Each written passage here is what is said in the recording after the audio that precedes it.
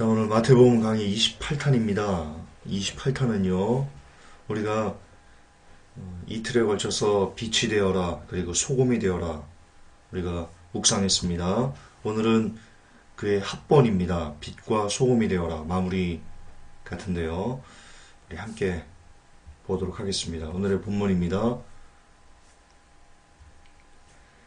마태복음 5장 16절, 한 절만 보겠습니다. 함께 봉독하겠습니다. 이와 같이 너희 빛을 사람들 앞에 비추어 그들이 너희의 선한 행위를 보고 하늘에 계신 너희 아버지께 영광을 돌리게 하라. 여러분, 여기서 이 선하다는 뜻의 원어 칼로스는 적합한, 유용한 이란 뜻을 갖고 있습니다. 그리고 행위, 에르고는 일, 워크의 뜻입니다. 그러니까 우리 주님께서 너희의 선한 행위라고 말씀하시는 것은요, 우리들이 어떤 일을 할 때 그의 적합한 유용한 일을 하는 것을 보고 하늘에 계신 우리 하나님 아버지께 다른 사람들이 영광을 돌리게 하는 것, 그렇습니다. 그러면 우리가 일을 할 때 어떤 그 적합한 유용한 쓸모있는 그 일을 하는 것을 어떻게 우리가 해석을 해야 될까요? 저는 이렇게 해석을 합니다. 모든 영역에서, 여러분들이 일하는 그 모든 영역에서, 가정에서, 직장에서, 학교에서, 혹은 성도들 간에, 여러분의 인생의 모든 전 영역에서 여러분들이 크리스찬의 정체성에 합당한 일을 하기를 원하시는 겁니다. 왜냐하면 이 선한 행위에는 반드시 크리스찬의, 그러니까 하나님 앞에서 살아가는 일, 그리고 다시 말해서 하나님 사랑, 이웃 사랑에 대한 모든 일을 포함하는 겁니다. 하나님 사랑을 하는 것 없이 그냥 열심히 어떤 적합한 유용한 일, 그 회사에서 어떤 스마트한 사람이 되는 것, 하나님 없이 이런 것이 하나님께 영광이 되지 못하지 않습니까? 그러므로 거듭반복하지만 여러분의 모든 전 삶의 영역에서 크리스찬의 정체성에 합당한 일을 하기를 원하시는 것, 그것이 바로 마태복음 본문 15장 16절이 말하는 선한 행위를 보고 하늘에 계신 하나님께 영광을 돌리게 하는 것입니다. 자, 그러면 모든 영역에서 표출되는 크리스찬의 정체성과 일이란 무슨 뜻이겠습니까? 우선 여러분, 우리가 이 의미를 알기 위해서는 크리스찬의 의미를 다시 한번 환기시킬 필요가 있습니다. 크리스찬이 무슨 뜻입니까? 그리스도를 따르는 사람들, 그리스도의 정체성과 그리스도의 어떤 가치관을 따르고 받들어 모시고, 쉽게 말해 주님을 따르는 사람들이란 뜻이 바로 이 크리스찬이란 의미입니다.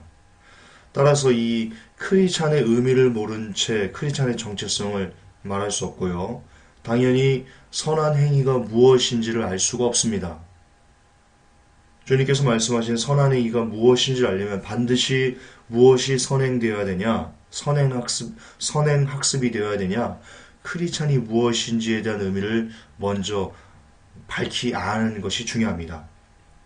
거듭반복하지만 크리스찬의 의미는요, 주님을 따르는 사람들이란 뜻입니다. 자, 그럼 주님은 이 땅에서 어떻게 사셨습니까? 그분은 본체 근본 하나님과 동등이시나 하나님과 동등됨을 스스로 버리시고 죽기까지 하나님께 복종하시고, 그리고 결국 십자가로 주의 뜻을 성취하셨습니다.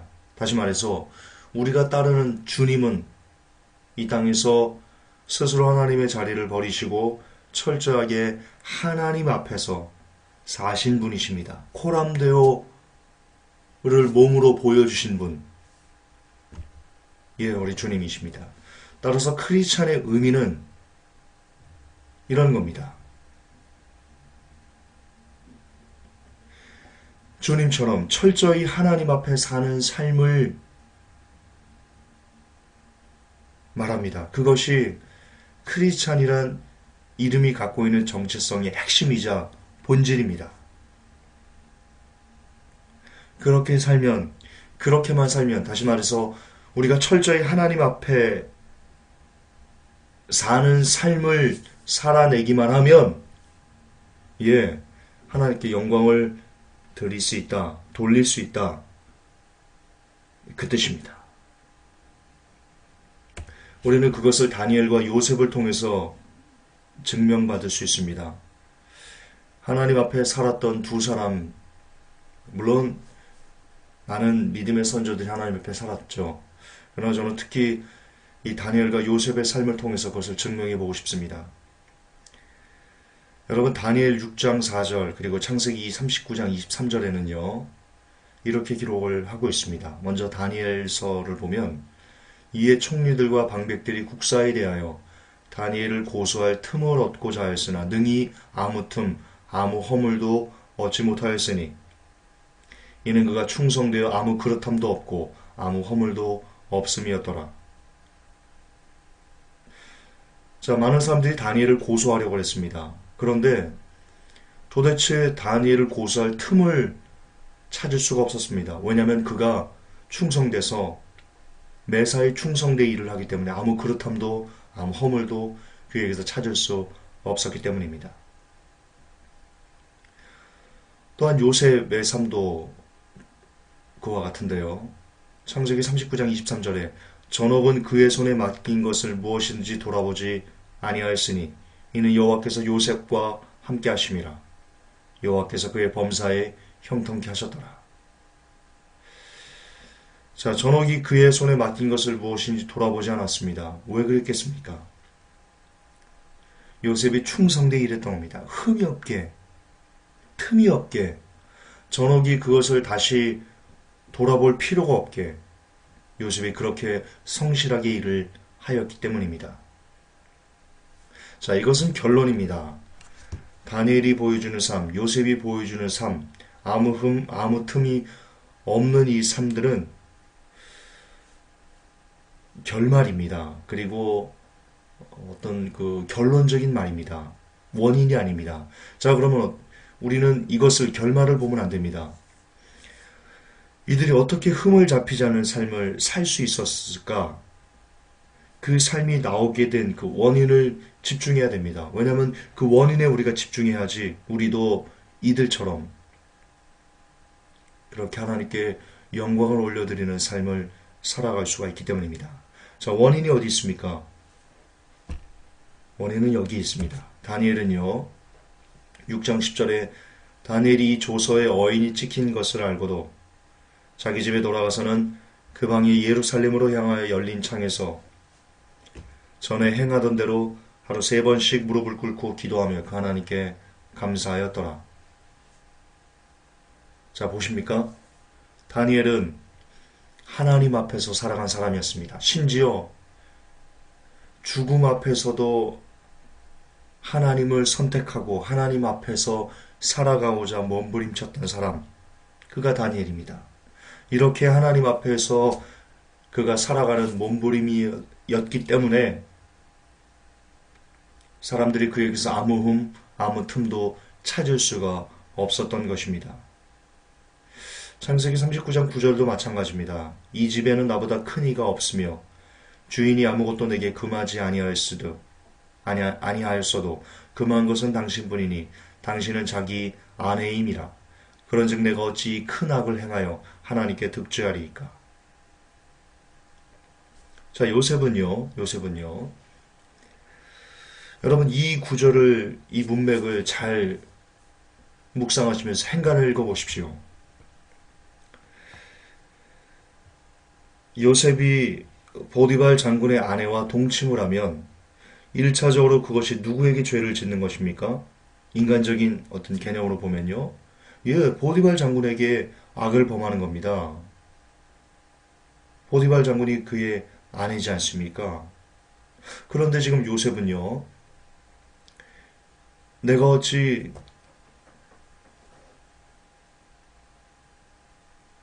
인간적인 주인 보디발 장군에게 큰 악을 범할까? 안 된다. 이렇게 이야기하지 않습니다. 뭐라고 얘기합니까? 어찌 이 큰 악을 행하여 하나님께 득죄할까? 그렇게 이야기합니다. 여기서 우리는 요셉의 가치관을 볼 수 있습니다. 요셉은요, 물론 이 땅을 살지만 늘 요셉은 하나님 앞에서 살아가는 삶에 대해서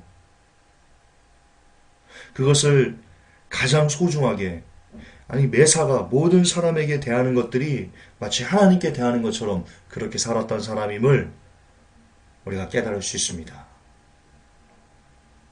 요셉이 이렇게 하나님 앞에 살아가는 사람이었기 때문에 전옥이 그에서 아무 흠도 찾을 수 없을 정도로 그가 그렇게 충성되이 일하였던 것입니다. 자, 이처럼 늘 하나님께서 나의 삶을 보고 계시고 나의 삶을 기록하고 계신다는 그 믿음이, 코람데오의 믿음이 우리에게 선한 행위를 가져다주는 본질적인 원동력이 된다는 것입니다. 여러분, 굉장히 중요합니다. 지금 주님은 마태복음에서 너희의 선한 행실을 보고 너희 빛을 사람 앞에 비추어 그들이 너희의 선한 행위를 보고 하늘에 계신 너희 아버지께 영광을 돌리게 하라, 그렇게 명하셨습니다. 그러나 이 선한 행위는 어디서부터 우리가 가져올 수 있는 거냐면, 결론적으로 하나님께서 나의 삶을 보고 계셔, 하나님께서 나의 삶을 기록하고 계셔, 내가 사람 앞에 하는 것이 아니고 하나님 앞에 살아가는 거야 라는 그 믿음이 우리에게 선한 행위를 가져오고, 그 선한 행위 때문에 우리가 하나님께 영광을 올려 드릴 수 있다는 겁니다. 즉 우리가 이 땅에서 빛이 되고 소금이 된다는, 주께서 말씀하신 빛이 되어야 돼, 소금이 되어야 돼 라는 그 명령의 본질은 뭐냐? 그 본질은 바로 우리가 크리스찬의 정체성을 가지고 늘 하나님 앞에서 사는 삶을 살아라 라는 뜻이었던 겁니다. 다시 반복해서 강조하겠습니다. 빛과 소금이 되어서 선한 행위를 한다는 말의 본질은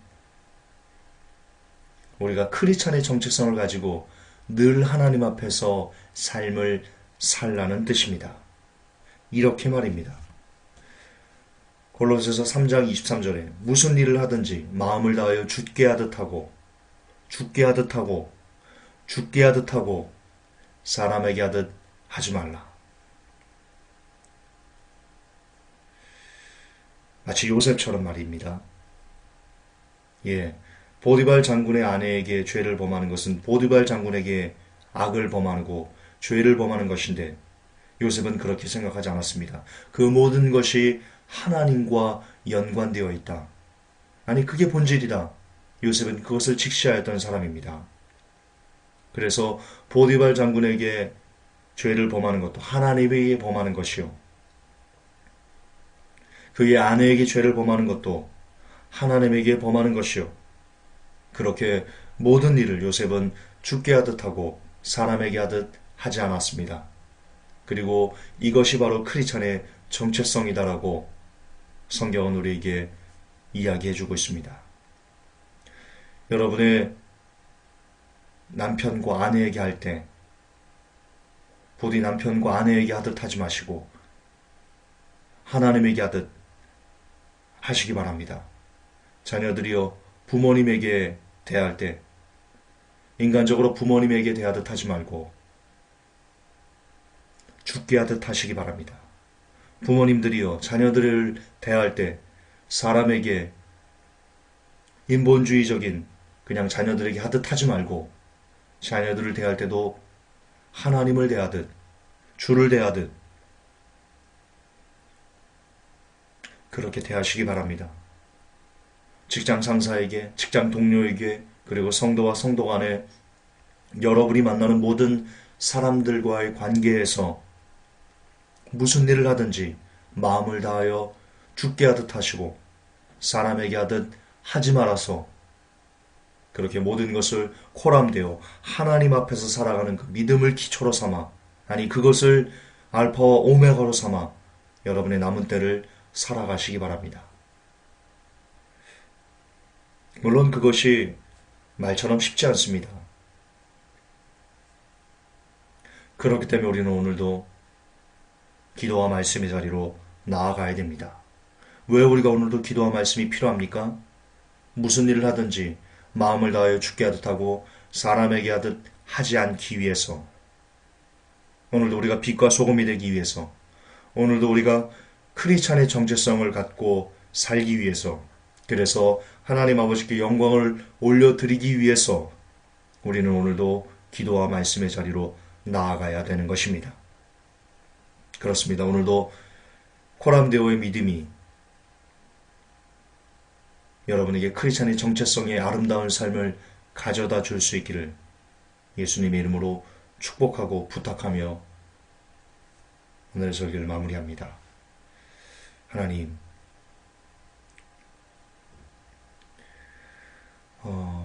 이처럼 우리의 빛을 사람에게 비추어 그들이 우리의 선한 행위를 보고 하나님 아버지께 영광을 돌리게 하라고 주께서 말씀하셨습니다.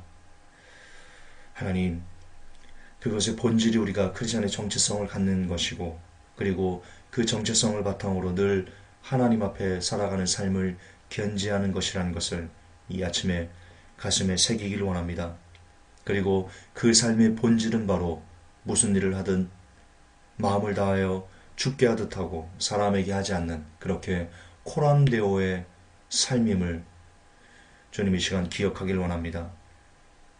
그래서 그 마음 가지고 그 믿음 가지고 가족들에게, 형제자매들에게, 성도들에게, 직장 동료들에게, 자녀들에게, 부모들에게, 부부간에 그 모든 일을 그렇게 하나님 앞에서 살아가는 그 믿음을 갖고 선한 행위를 나타낼 수 있는 그런 복된 회복의 성도 여러분 될 수 있도록 이 아침에 주님 저들을 축복하여 주시옵소서.